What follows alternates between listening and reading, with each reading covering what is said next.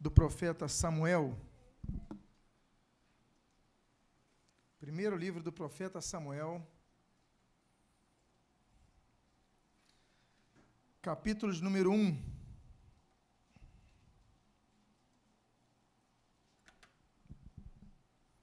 Eu gostaria de ler a história de uma mãe que muda o seu destino. Eu vou ler, então, aqui na introdução, os 2 primeiros versos, e diz a palavra de Deus: houve um homem de Ramataim, Zofim, da região montanhosa de Efraim, cujo nome era Elcana, filho de Jeroão, filho de Eliú, filho de Tuu, filho de Zufi, efraimita. Tinha ele 2 mulheres, uma se chamava Ana e a outra Penina. Penina tinha filhos, Ana, porém, não os tinha. Oremos. Pai amado, lemos a Tua santa palavra, pedimos, Deus, fala conosco nesta noite, abençoa as nossas vidas, e o que nós pedimos, nós Te agradecemos em nome de Jesus. Amém e amém. Os irmãos podem tomar os seus assentos. No Dia das Mães, eu quero parabenizar as mães presentes, mais uma vez, como nós fizemos pela manhã. Amanhã nós tivemos um evento muito bonito aqui dedicado às mães. E nesta noite eu quero falar de uma mãe, que é uma mãe que mudou o seu destino. Ela tinha uma predestinação a algo, e ela alterou essa predestinação, como o próprio texto bíblico diz. E Ana, então, naquela cultura, naquela época, havia casamentos que eram casamentos não apenas limitados a uma esposa, mas havia a chamada poligamia. Elcana era um homem que tinha 2 mulheres. E, geralmente, havia uma cultura matriarcal na disputa das mulheres pela primazia naquele lar. E nós vemos que tinha uma diferença na vida de Ana, e você pode acompanhar no versículo 3 e no versículo 4, quando nós lemos, até o versículo 5, quando nós lemos o seguinte: este homem subia da sua cidade de ano em ano a adorar e a sacrificar ao Senhor dos Exércitos, em Siló. Estavam ali os 2 filhos de Eli, Ofni e Finéias, como sacerdotes do Senhor. E no dia que Elcana oferecia o seu sacrifício, dava ele porções deste a Penina, sua mulher, e a todos seus filhos e filhas. A Ana, porém, dava porção dupla, porque ele a amava. O primeiro contexto de Ana é que Ana, apesar de não ter filhos como Penina tinha, nós lemos aqui no texto, que ela tinha filhos e filhas, ou seja, pelo menos 2 filhos e pelo menos 2 filhas. No mínimo, Penina tinha 4 filhos. Mas a Bíblia registra que Ana era amada por seu marido. Essa é a primeira característica. Ele tinha um apreço muito grande por ela. Talvez ele tivesse também um sentimento de pena, porque, afinal de contas, era uma tragédia naquela cultura uma mulher não ter filhos.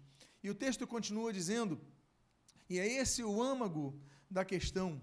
Diz o início do versículo, no final do versículo 5, ainda mesmo que o Senhor a houvesse deixado estéril. Aquela mulher estava predestinada a ser estéril. Deus fez aquela mulher estéril. Sou eu quem o digo? Não. O texto bíblico diz: o Senhor a houvesse deixado estéril. Não foi o diabo, não foi uma questão do factual, de um problema isolado. Deus a fez estéril. Deus definiu: essa mulher vai ser estéril.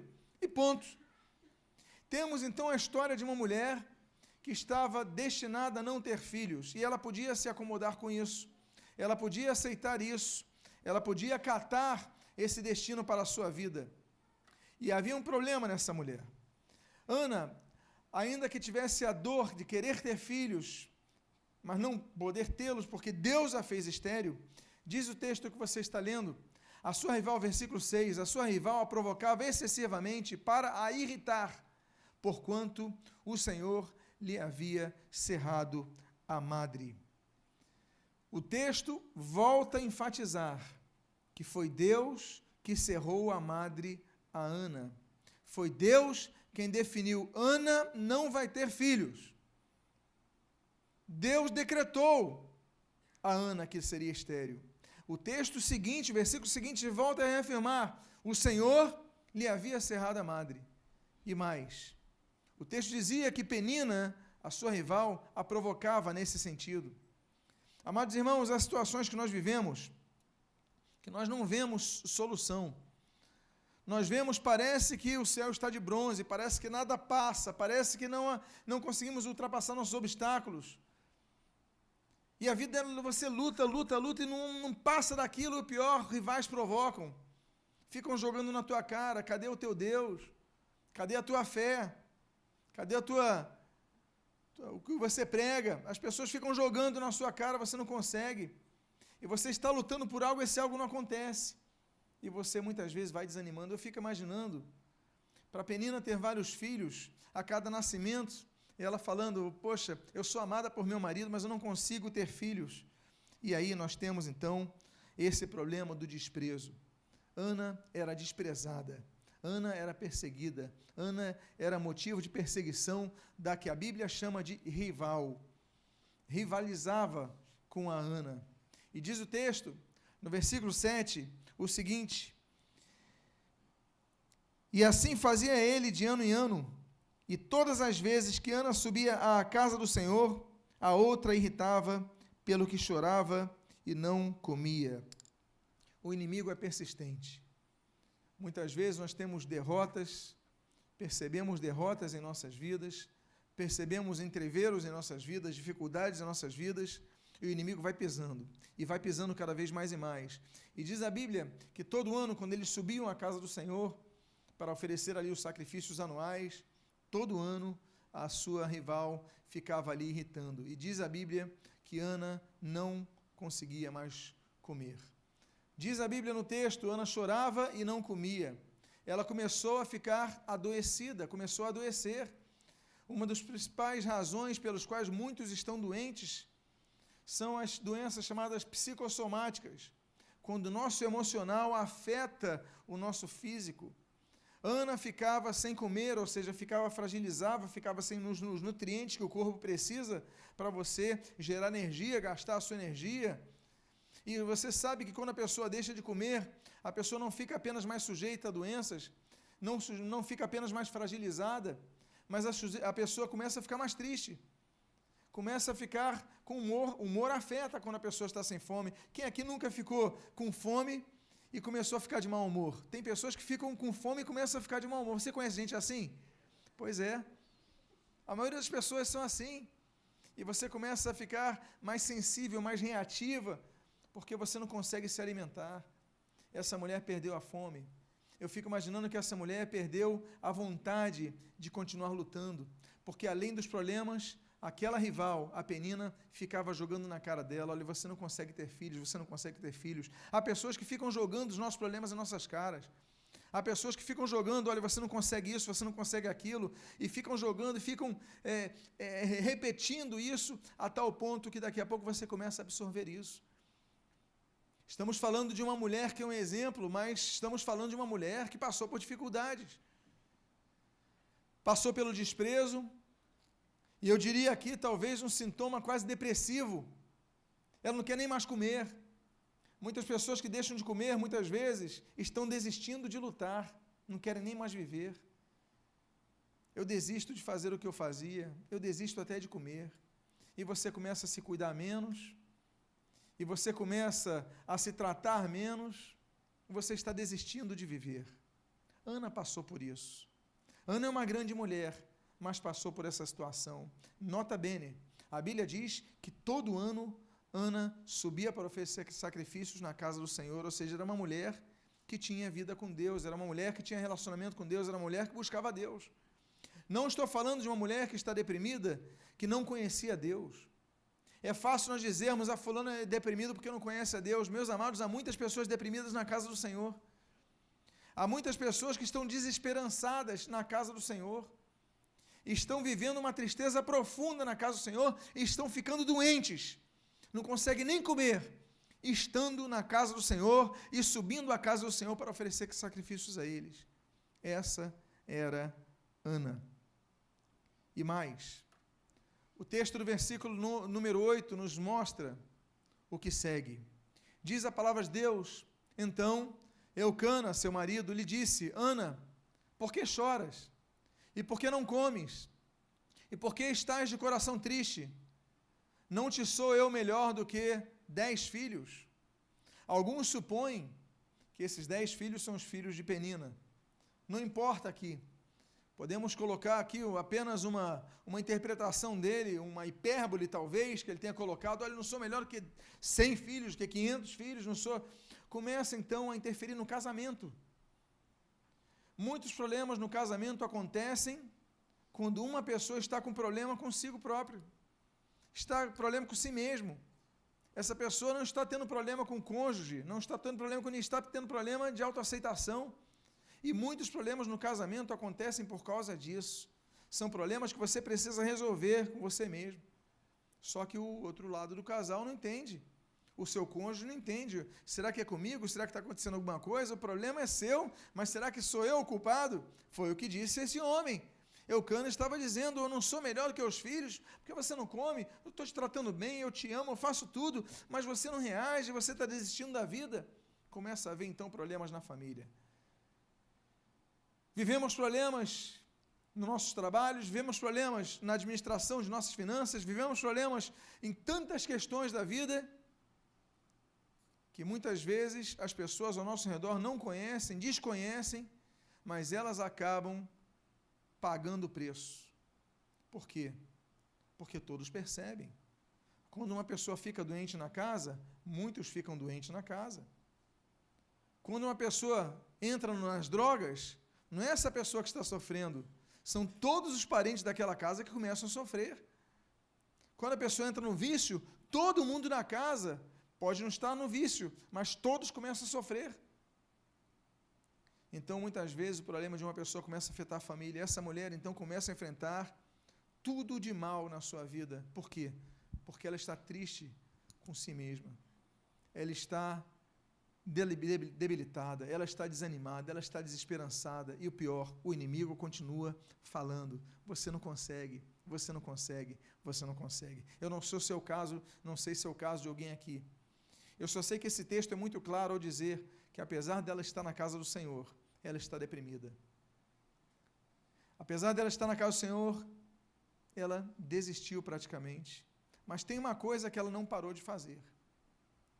Eu quero dizer para você que muitas vezes nós começamos, e a desistência muitas vezes não é absoluta no seu ato. Muitas vezes nós começamos a desistência gradualmente. Vamos etapa por etapa, vamos desanimando, vamos deixando de comer, vamos deixando de vestir bem, daqui a pouco não usamos mais perfume, deixamos a barba por fazer, daqui a pouco estamos largados. Olha, meus amados irmãos, quando nós temos trabalho de rua, nas madrugadas, tem muitos casos que encontramos pessoas nas ruas que têm família. Tem famílias, têm esposas, filhos, maridos, mas foram desistindo, saíram de casa, estão na rua, porque deixaram de olhar e cuidar de si mesmos. E o texto, então, diz que essa mulher sofria em segredo. Ela estava triste, começou a afetar a família, começou a afetar os problemas.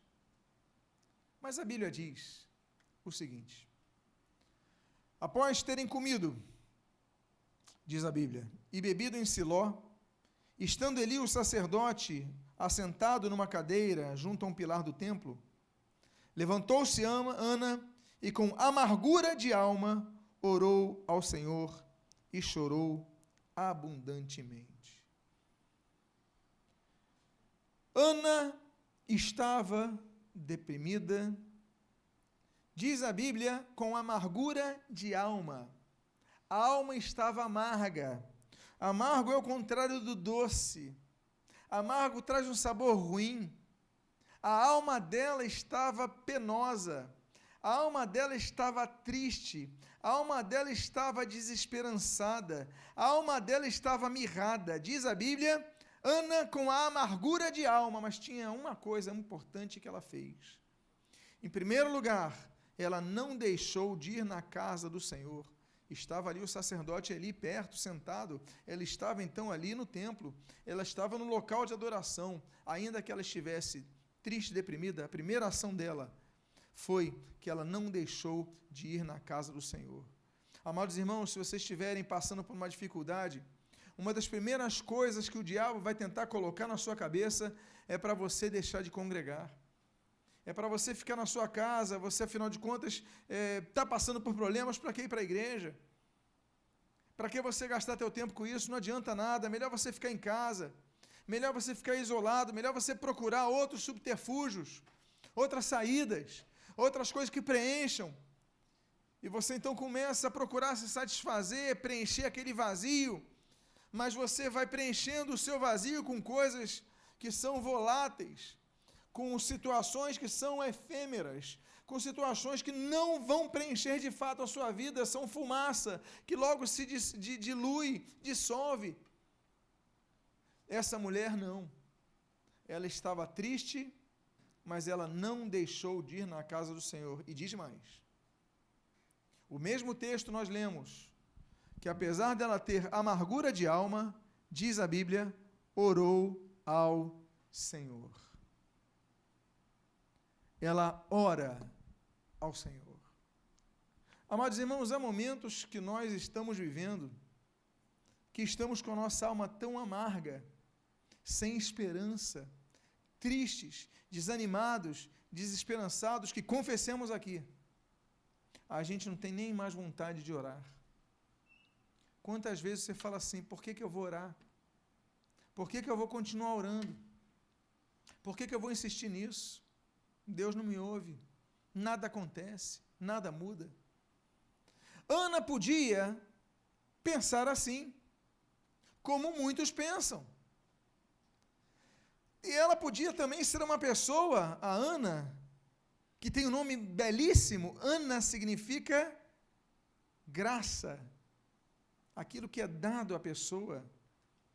Mas Ana, apesar de um nome tão bonito, ela podia ter pensado o seguinte, Deus me fez estéril, eu nasci assim, eu sou assim e eu vou morrer assim. Ela podia ter simplesmente desistido.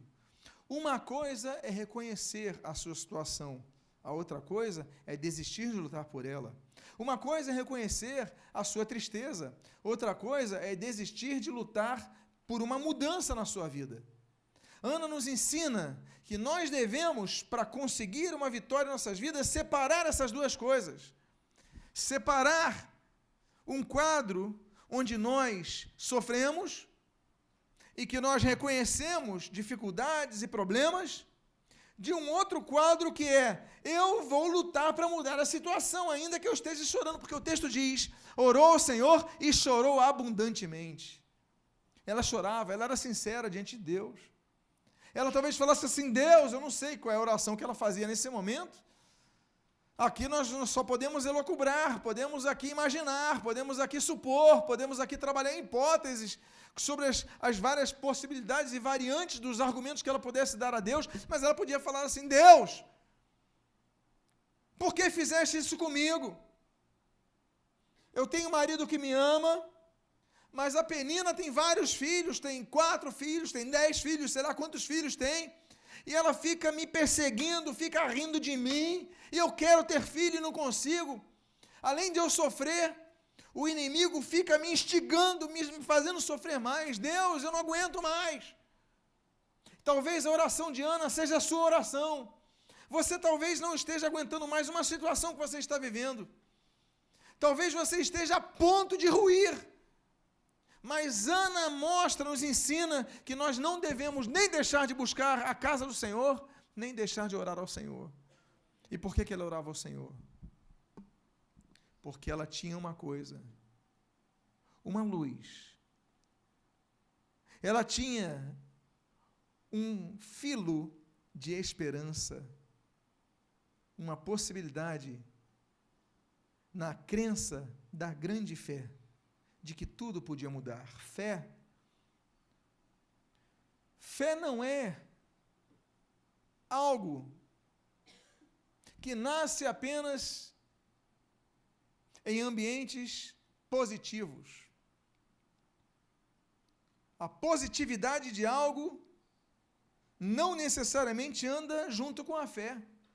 Eu lembro até hoje, Estava uma vez vendo ali o Woodstock, e a Janis Joplin começa o tempo a fechar, fica aquele tempo fechado e parece que o tempo vai chover, e naquele festival a Janis Joplin começa assim, pessoal, pensamento positivo, vamos gritar, no rain, aí todo mundo, não vai chover, não vai chover, não vai chover, não vai chover, daqui a pouco a água, não adiantou nada.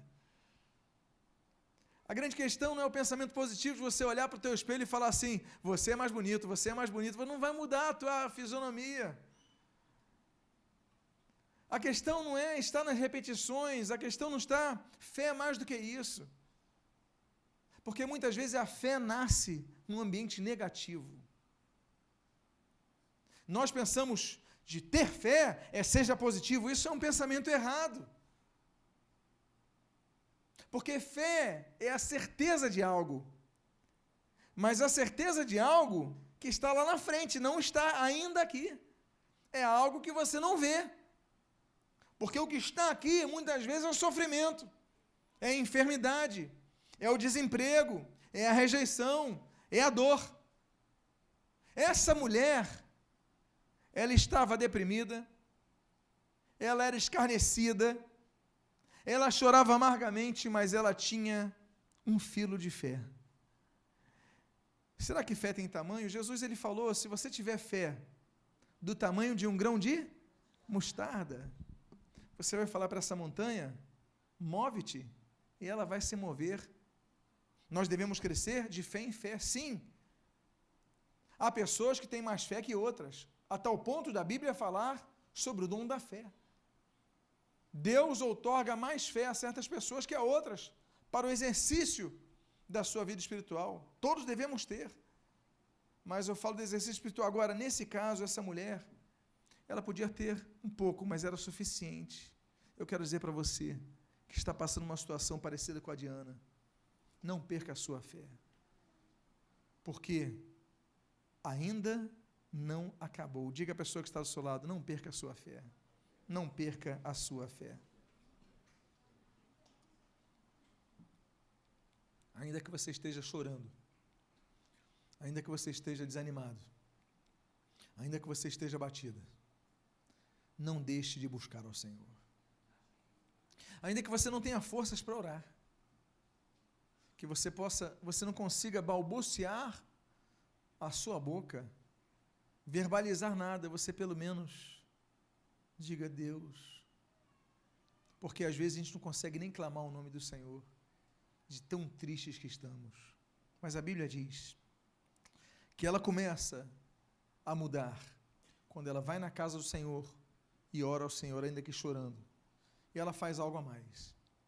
A Bíblia diz, no versículo número 11, o texto que você está lendo em tela, e fez um voto dizendo, Senhor dos exércitos, se benignamente atenderes para a aflição da tua serva, e de mim te lembrares, e da tua serva te não esqueceres, e lhe deres um filho varão, ao Senhor o darei por todos os dias da sua vida, e sobre a sua cabeça não passará navalha. Existem vários nomes pelos quais Deus se apresenta. Nós sabemos aquele verbo, eu sou o que sou, eu que serei o que sou, ou sou o que serei, enfim, a questão do verbo, presente do indicativo, do hebraico, Eye, Asher, Eye, como Deus se apresenta a Moisés naquela sarça. E nós temos vários nomes, Deus vai se apresentando de várias formas. Temos o Jeová Shammah, temos o Jeová Rafá, é o Deus da cura, temos o Jeová Tsekenu, né, Deus é justiça, Jeová Nissi, Deus é a nossa bandeira, temos vários, Jeová Roi, né, Deus é o nosso pastor, meu pastor, mas essa mulher ela escolhe um nome muito interessante que é Jeová Shabaoth. Shabaoth é hordas ou exércitos. Ela faz um voto e ela, quando vai dizer um dos vários nomes que ela podia dizer a Deus, ela podia falar Baruch Hashem, bendito seja o nome, ela podia falar El Elyon, o Deus Altíssimo, ela podia falar tantos nomes, mas ela escolhe Jeová Shabaoth, o Deus dos exércitos. Por quê? Porque o que lembra exército?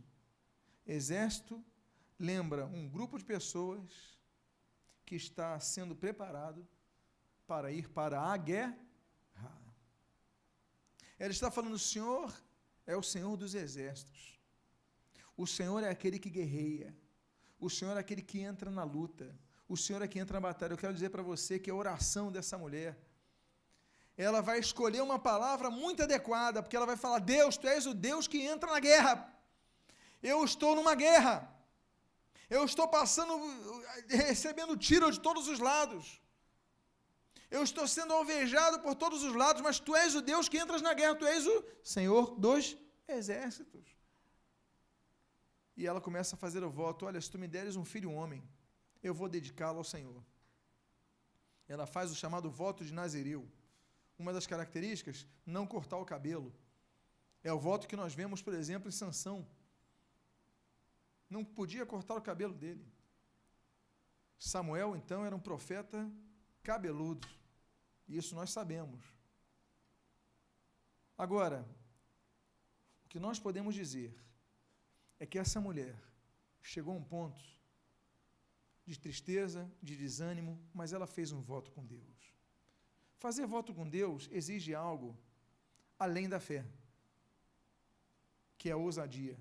Muitos têm fé, mas não têm a fé que cresce. Essa mulher podia ter um filete de fé, mas nesse momento ela cresce, ela ousa, ela confronta, ela fala, confronta no sentido respeitoso, ela fala, Deus, se me deres um filho homem, graciosamente me deres, eu vou dedicá-lo a Ti. Ela não pediu uma filha, mulher. Ela não pediu qualquer filho. Ela foi específica. Há questões, muitas vezes, que nós devemos ser específicos com Deus. A gente pode ser específico com Deus. Isso é usar a fé. Deus, Tu pode me dar um filho homem. Deus, Tu pode me dar um casamento. Deus pode me dar um bom emprego. Deus pode me dar... Nós devemos começar a orar com fé, exercendo a nossa fé, porque a nossa oração às vezes é sem fé.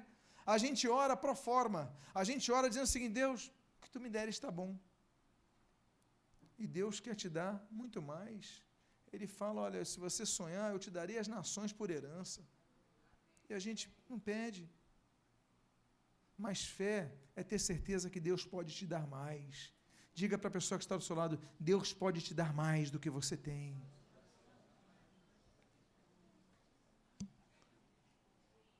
Só que qual é o problema? Essa mulher, ela faz esse voto a Deus, mas diz a Bíblia no versículo 12, no versículo até o 14, diz assim, demorando-se ela no orar perante o Senhor, passou o sacerdote Eli a observar-lhe o movimento dos lábios. Porquanto Ana só no coração falava, seus lábios se moviam, porém não lhe se ouvia voz nenhuma. Por isso, Eli a teve por embriagada, e lhe disse, até quando estarás tu embriagada? Aparta-te desse vinho. Aparta de ti esse vinho. Coitada da Ana. A Ana não tinha filhos. A Ana era perseguida pela sua rival. A Ana estava doente. A Ana chorava tão abundantemente, como nós lemos no versículo anterior, que ela não conseguia falar, ela balbuciava, ela diz a Bíblia, orava com o coração. A boca só movia os lábios. Ela estava totalmente fragilizada, eu imagino ela com fome, fraca, cansada, tentando orar, não saindo nada, mas orava com o coração. Eu quero dizer a você o seguinte, Deus não se importa com corações bonitas, não. Deus se importa com corações sinceras. Ah, pastor, mas eu não sei orar. Eu oro, nós vai, a gente fomos, não importa. Deus prefere oração assim que seja sincera, que orações no melhor português que exista. Deus quer uma oração do fundo do coração, digo mais.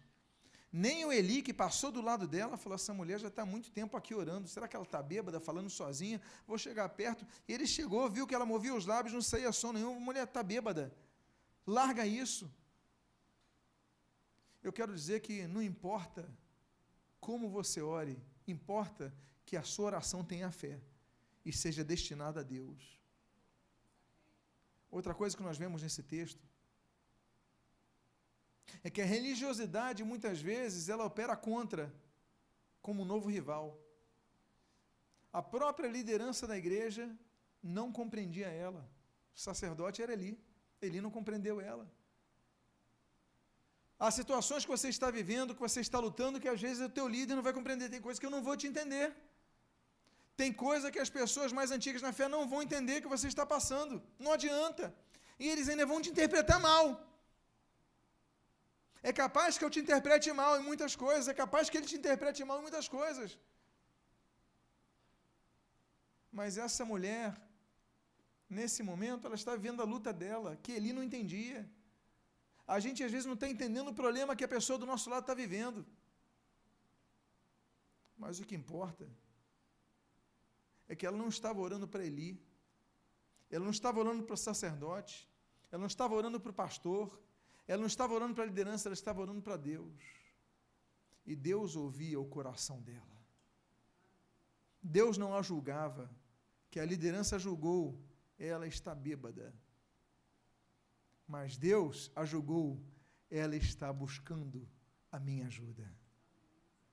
Eu quero dizer para você, ainda que o teu marido não te entenda, a tua esposa não te entenda, os teus filhos não te entendam, os teus pais não te entendam, os teus amigos não te entendam, Deus está de ouvidos abertos para ouvir o teu clamor. Há solução para a sua vida. E diz a Bíblia, porém Ana respondeu,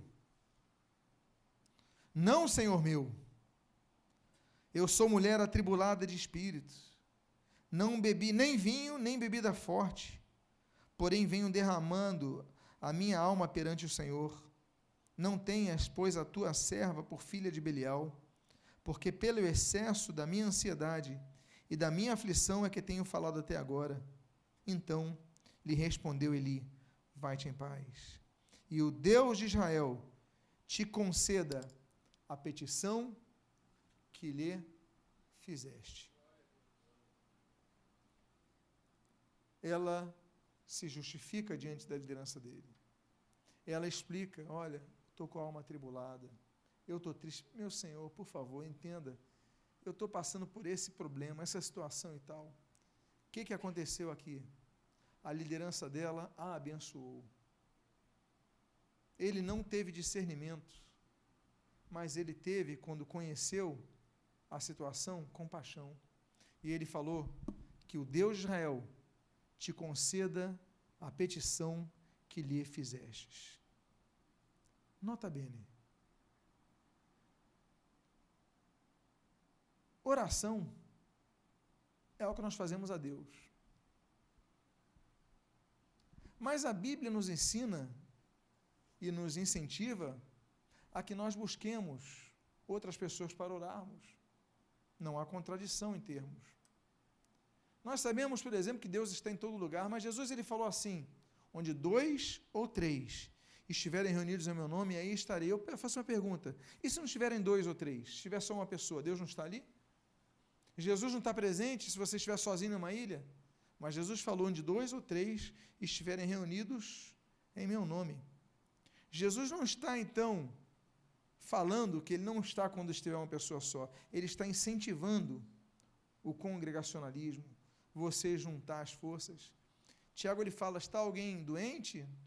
Olha, chama os presbíteros da igreja, eles orem por vocês, coloquem óleo e tudo mais, é a oração na fé, sarará o enfermo. Ou seja, a pessoa pode orar e buscar a cura sozinha, Deus pode curar, mas a Bíblia sempre incentiva você estar congregado, juntando as suas forças com outras pessoas. Por quê? Porque muitas vezes o que falta é uma palavra de apoio. Essa mulher, ela estava sozinha, o marido dela não entendia. Poxa, eu não sou melhor do que 10 filhos, Ana? O marido não entendia a dor dela.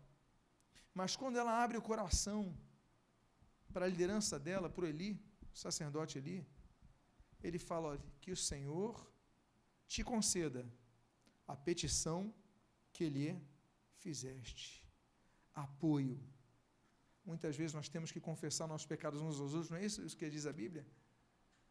Nós devemos compartilhar, nós devemos buscar apoio, a importância dos grupos de vida, para você abrir teu coração, para alguém orar por você, para alguém te incentivar, porque se a pessoa te olhar de longe, ela não vai entender o teu problema. Ele pensou que ela estava bêbada, mas quando ela abre o coração, ele fala, agora você vai ter um apoio em mim, agora eu vou lutar contigo. Olha, a primeira coisa, eu vou declarar sobre a sua vida uma palavra profética, que Deus lhe atenda a oração, a petição que lhe fizeste. Ele declara, ele libera, ele abençoa. Não que Deus não pudesse liberar de outra forma, claro que podia, mas no caso de Ana, a mudança acontece depois disso.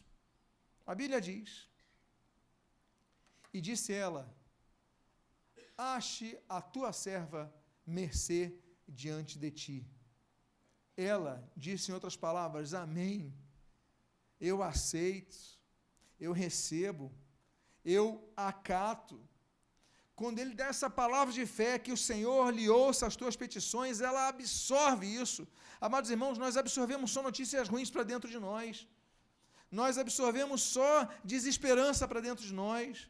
Nós absorvemos só situações negativas para dentro de nós, e isso vai nos arruinando. Mas ela, quando recebe uma palavra positiva, ela diz, amém, eu recebo, eu acho diante da sua serva diante de ti, o quê? Mercê, misericórdia, eu receba isso na sua vida, eu quero isso para a minha vida. E a Bíblia diz, e assim, a mulher se foi seu caminho. Chegou a hora dela voltar à sua vida. Ela foi no templo, buscou o Senhor, Deus falou com ela. Através do servo Eli, Deus deu uma palavra de fé para ela. Injetou fé, ela tinha fé, ela cresceu a fé, fez um voto com Deus. Eli foi lá, interpelou-a, ela respondeu a Eli com respeito, mas respondeu. Eli então declarou, ela aceitou, mas agora se foi ao seu caminho. Há problemas que você vai ter que enfrentar na segunda-feira.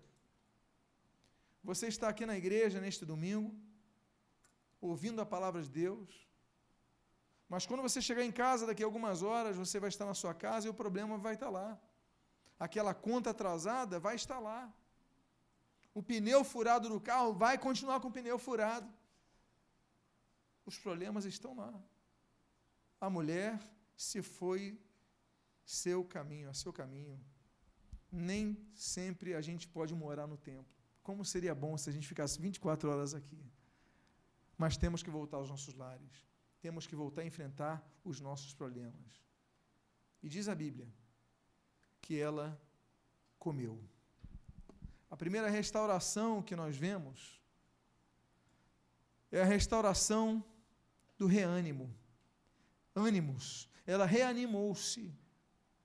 Ela voltou fortalecida da casa do Senhor. Amados irmãos, não deixe de ouvir a palavra de Deus.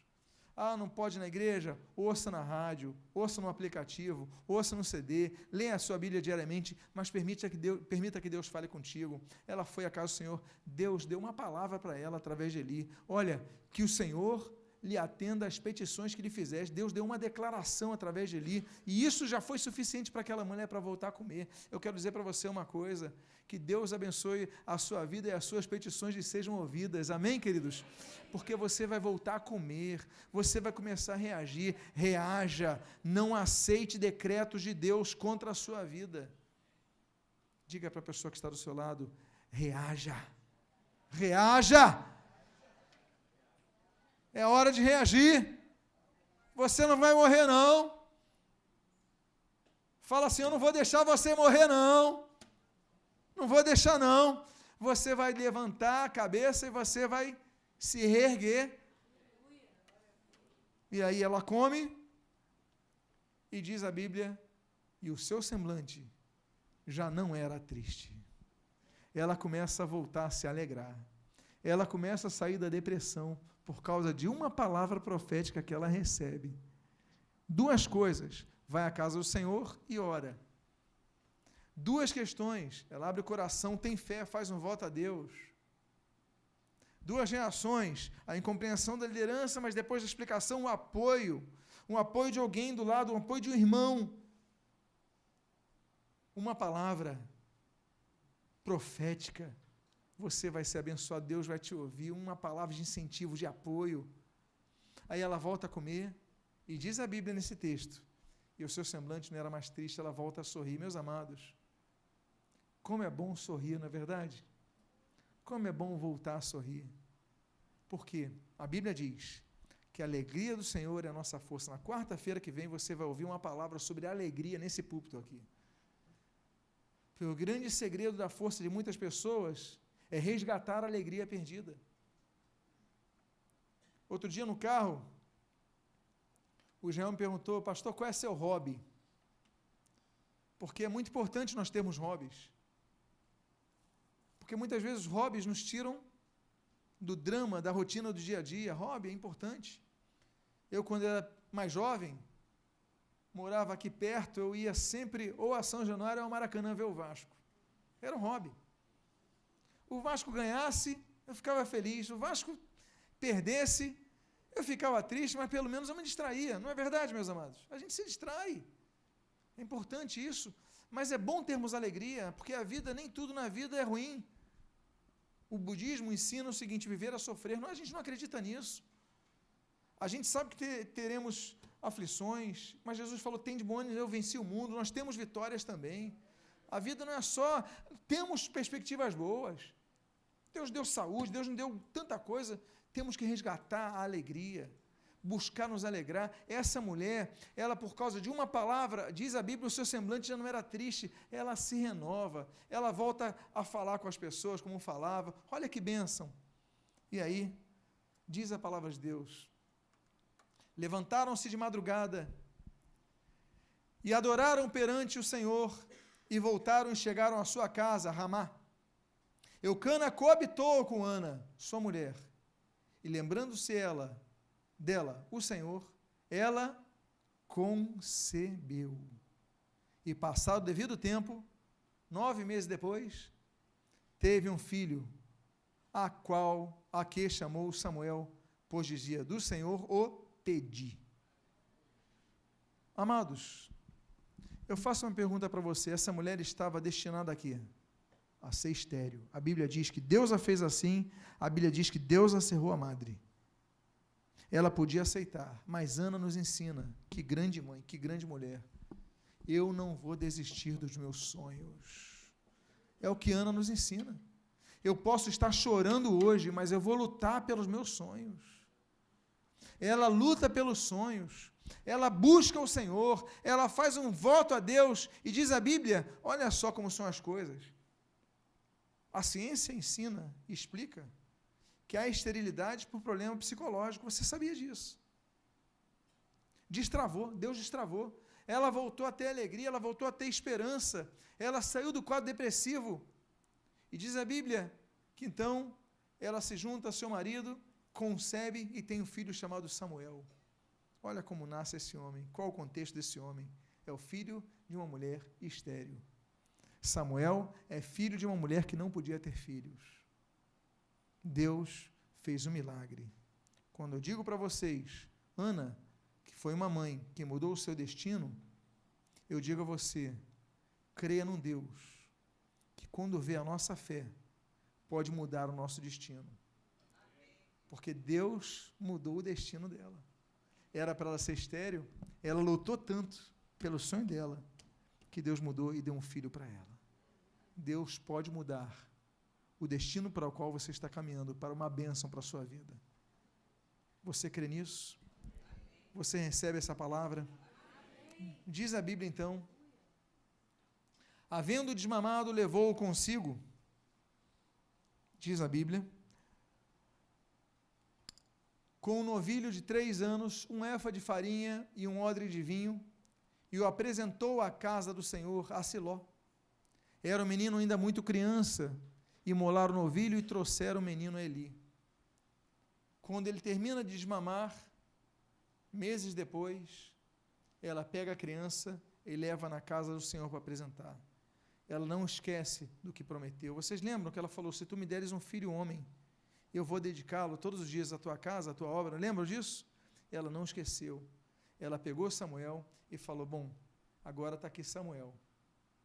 Ela podia simplesmente falar, Deus vai considerar, foi tão difícil tê-lo, mas ela cumpre a sua palavra. Nós temos que ser homens e mulheres que cumprem os votos que fazemos a Deus, porque muitas vezes nós pensamos que Deus se esquece, mas Deus não se esquece, e Ele cobra.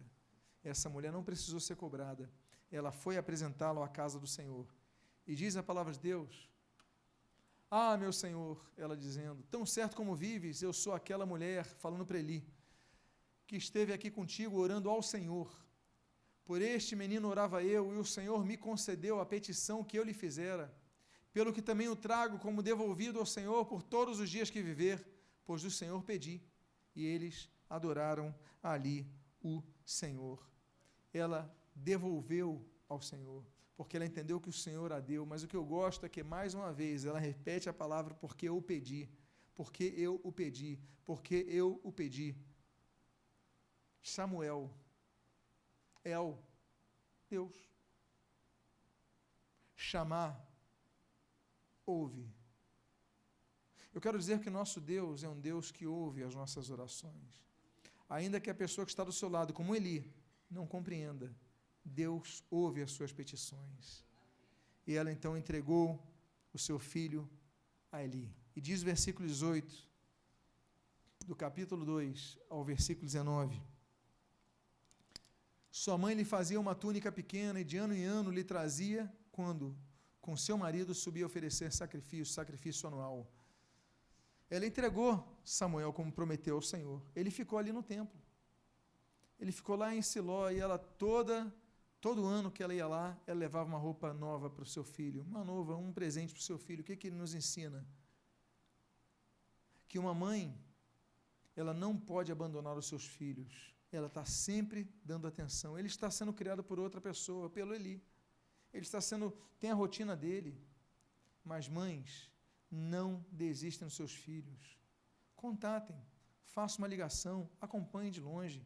Façam como Ana, de vez em quando dá um presentinho. Porque ser mãe não é gerar filho. Ser mãe é amar o filho como filho. E quem ama, acompanha. Não é assim que você tem que fazer? Eu digo a você, mãe, assim como eu digo a você, pai. Entregue a sua túnica sempre ao seu filho, porque a túnica representa aquilo que cobre, aquilo que protege. Eu acho muito bonito esse texto. Ela dá a túnica, proteção, cuidado, atenção, apoio, suporte. E eu encerro. Com o versículo 21.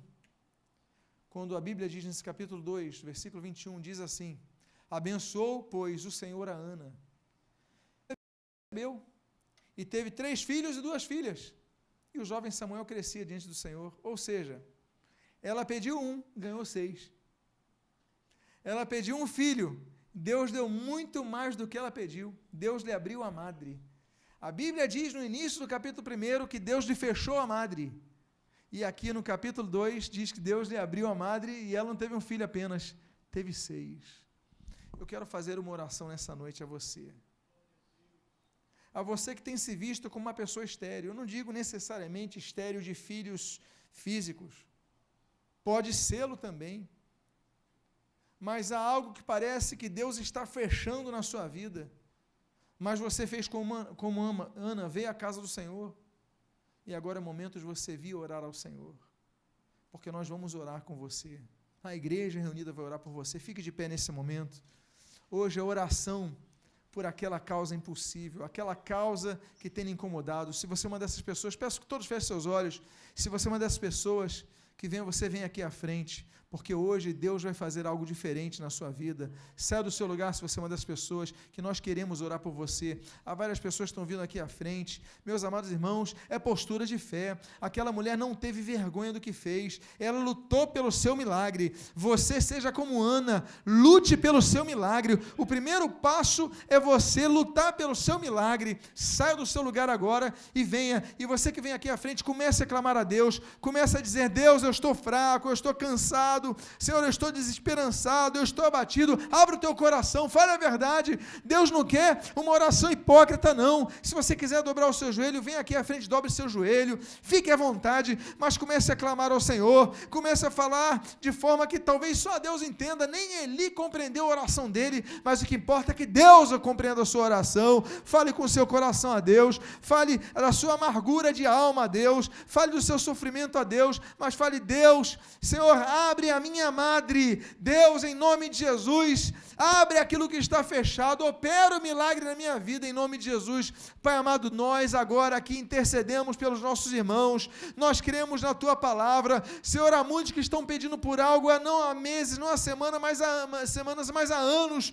Pai amado, nós oramos agora, nós clamamos a Ti, Deus, opera o milagre na vida de cada irmão, cada irmã, cada pessoa que está aqui na frente, Deus amado, porque Tu és o Deus que ouves, Tu és o Deus que ouve o Samuel, o Deus que está atento às nossas orações. Então, em nome de Jesus, eu faço como Eli, eu declaro, eu peço a Ti, e em ousadia eu declaro, em nome de Jesus, ouve cada petição que os Teus filhos e filhas aqui estão, te peçam em nome de Jesus. Ouve as petições que te fizerem, e Pai, em nome de Jesus, que eles possam daqui reanimados, voltem a comer, voltem a se alegrar no Senhor, e voltem, Senhor, mais fortalecidos para suas casas, em nome de Jesus. Traz grande vitória aos Teus filhos nesta noite, que eles voltem para suas casas, se alimentem, se fortaleçam, voltem a se valorizar, se alegrem no Senhor, e, Senhor, possam testemunhar, porque o testemunho vem. Senhor, um dia eles vão trazer o Samuel à Tua presença, um dia eles vão mostrar o fruto desse milagre à Tua presença, e testemunhar que Tu és um Deus, que não esquece, Tu ouves, estás atento às nossas orações. Nós clamamos a Ti, nós oramos a Ti, nós invocamos a Ti, nós pedimos a Ti, nós rogamos a Ti, e o fazemos agradecidos em nome de Jesus. Amém. E você que concorda com a sua oração, diga amém. Deus abençoe em nome de Jesus. Aplauda, Senhor. Antes de voltar ao seu lugar, diga à pessoa que está do seu lado: receba a tua bênção nesta noite, em nome de Jesus. Amém e amém. Vou chamar a Cláudia, que vai fazer o momento.